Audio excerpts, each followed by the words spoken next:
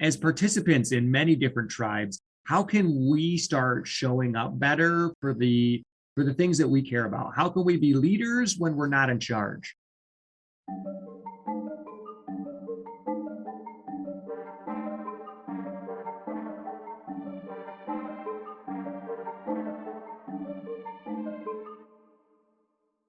Welcome to the Strategy Rewind Podcast. I am your host, Miguel LeBron. Here at the Strategy Rewind Podcast, we look at the relationship between goals, strategies, belief, and objective breakthrough. I'm so excited for today's episode.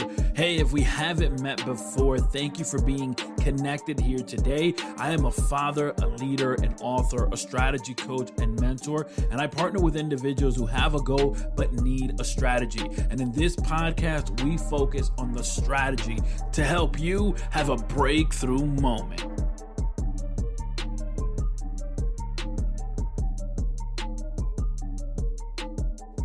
Recently, I was a guest on the podcast Build Your Business Better, a podcast which is hosted by Andrew Biernet. Andrew Biernet is the owner of Finger Lakes Business Coaching, and he interviews different business owners, entrepreneurs, and leaders. Of course, his podcast focuses on the art and science of running a successful business. And as I was there, we had a conversation that literally went everywhere. It was an amazing, amazing conversation. I'll leave a link on the show notes so you can check out that conversation. But there's a question that he asked, which I want to share the answer with you today, and also bring further strategies on how we can be leaders when we're not in charge. Yeah, good question.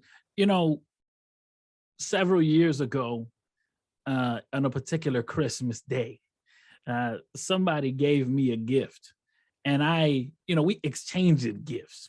So they gave me a gift, and I looked at it and I was like, oh, okay. But in the back of my mind, I was like, man, my gift was better. I gave so much more. And I think oftentimes when we think about service, we may unconsciously do this where we fall into the trap of saying, but I gave so much. I gave, and it's, what it's almost like the idea of what have you given for me almost.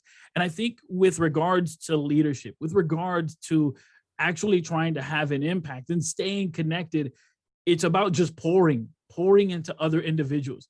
And oftentimes there's this uncomfortability. I'll speak about myself. Oftentimes I feel uncomfortable when individuals pour into me and I feel like, man, I got nothing to give back. And we want to be in a room where we're not the smartest person. And I've been in those rooms where I'm not the smartest person. Now, I've also been in the room where I am the smartest person. But what I've seen is that when I'm in the room where I am the smartest person, it was those rooms where I wasn't the smartest. It was those rooms where people were pouring into me and I felt like I've got nothing to give. Those were the rooms that prepared me to actually bless, benefit, and help others grow. And I think oftentimes we kind of fall into this trap of, am I giving enough or am I doing enough? Or is it equal to what the other person is giving me? And I think that's where you kind of see that disconnect. So I think going to the heart of it, I think we need to maintain focus of let me give the best that I can here right now. And that may not be the best 2 days from now. Hopefully it's not. Hopefully 2 days from now, I'm a whole different version. I can give you even more, but at least for right now. And when we ask the question of, are you happy with your decisions? Oftentimes people will jump to the result. Well, this happened this way. No, wait a minute. The question was, are you happy with your decision? Not the result, because the decision is based upon what you thought at that moment, your tools, your resources, your understanding, not the results. It may not have come out the way you wanted to, but your decision. Are you happy with that? And with leaders, oftentimes we're so result focused that we don't focus on just the decision. Okay, did I make the right decision? Did I give the best of me? Or was I too focused on maybe trying to create this equilibrium where we're all pouring equally? And it's like, sometimes we're not all going to pour equally. Sometimes somebody's going to pour so much into me that I overflow, but that overflow is going to allow me to pour into others. Let me talk to you about our show sponsors, United Marriage Encounter. United Marriage Encounter is a worldwide nonprofit organization dedicated to improving marriages by introducing powerful, practical, ongoing communication strategies.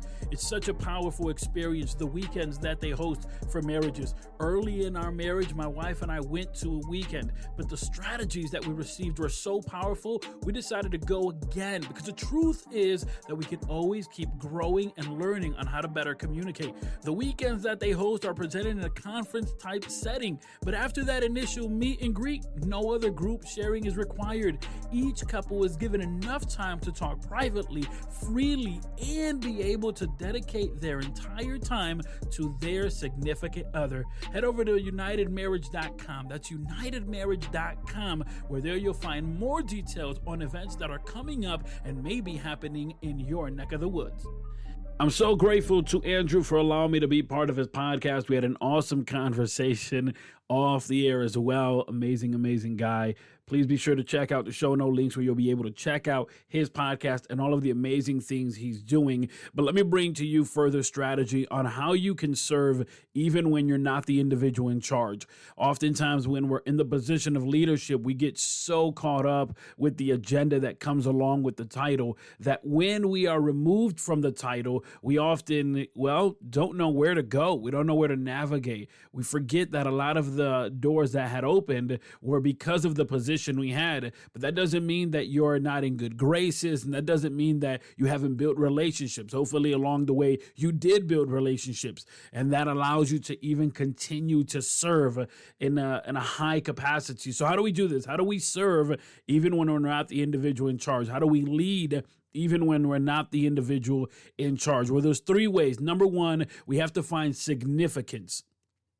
We have to find significance. Look for the different ways that you can serve even without a position. And believe me, there are different ways that you can serve even without a title, even when you're not the main guy, right? You think about the sport of basketball. You have 5 individuals who are on the court at a particular moment representing a team. And yet you have individuals who are on the bench waiting to come off, right? But here it is, these individuals that are on the court at the same time, not all of them are going to be the one to score because there's only one ball. Only one person can be the one who scores. However, someone has to get the rebound. Someone has to get the steal. Someone has to get the assist. Someone has to guard. Someone has to box out.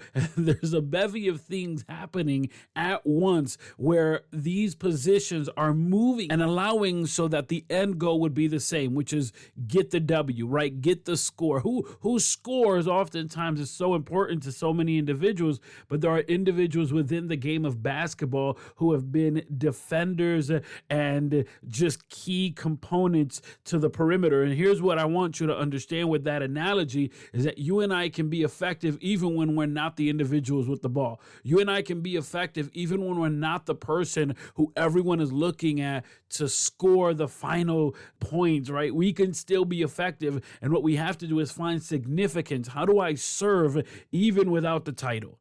How do I serve even without the quote unquote ball, right? How do I serve? And we have to look within ourselves. And one of the things that we can do is that we can maximize the day. Can I give the best of me today? Well, yes, I can. And can I encourage others to give their best today? Yes, I can. And oftentimes the operative word here is the best. Truly, it is not. That's not the focus. The focus should be today. Because my best today is not going to be my best tomorrow. In fact, my best today is better than yesterday. And it should be that my best tomorrow is better than today. If I'm giving my best today, then tomorrow I should be in a position where I can give even more, where I can give better, where I can serve more. And so the focus is, can I give my best today? Yes. And can I encourage others to do the same? Yes. The operative word being today. Today. And can I help others focus that, hey, today, this was your best. If this was truly your best and this was the best today, tomorrow, you'll be a better version. Why? Because you should not stop being a learner. And that's point number 3. Be a learner. Never stop learning. And one of the ways you can ensure that you're continuously learning is to put yourself in uncomfortable positions. Put yourself in an uncomfortable position. If it's uncomfortable for you going Facebook Live, then do that. Go Facebook Live. Do it until you're comfortable with it. Or maybe you're just not comfortable with sharing your poetry or your writing. Well, share it. Share it out there. Send it as a text. Send it as part of a tweet. But send it. Do it. Because by putting yourself in an uncomfortable position, you'll learn exactly what is it that makes you uncomfortable. By putting yourself in an uncomfortable position, in an uncomfortable room, with an uncomfortable tribe, with an uncomfortable culture, uncomfortable to you, by the way, because you're not exposed to that. But by exposing yourself, you know what you're going to do? You're going to learn and you're going to grow in empathy, but you're also going to gain perspective. And it is that perspective that will put you in a better position to maximize and to continuously be a learner and to continuously find new ways, different ways to serve like only you can. One of the things that we need to be aware of is to not compare ourselves to others, because as we know, that strategy is a defined number of steps to help you obtain your breakthrough moment, but it's a defined number of steps for you, for where you are right now. And where you are right now, you can still have an impact, because the question here today is, how can I lead when I'm not the individual doing the final play, when I'm not the individual that has the final say, when I'm not the individual that is the one who gives the final write-off. And let me tell you something, not being the one who has to give the final signature, the final say, not being that person and still impacting to a high level, that's an awesome place to be. And if you find yourself right there right now, embrace that moment, because that moment will open up brand new doors so that you can serve like never before. Thank you so much for everyone who has been connected here today on Strategy Rewind Podcast. For more information on this podcast, head over to strategyrewind.com. Of course, I also want to thank today's guest and encourage you to head over to the show notes of this episode, as you can find details on what they're doing and how you can connect with them.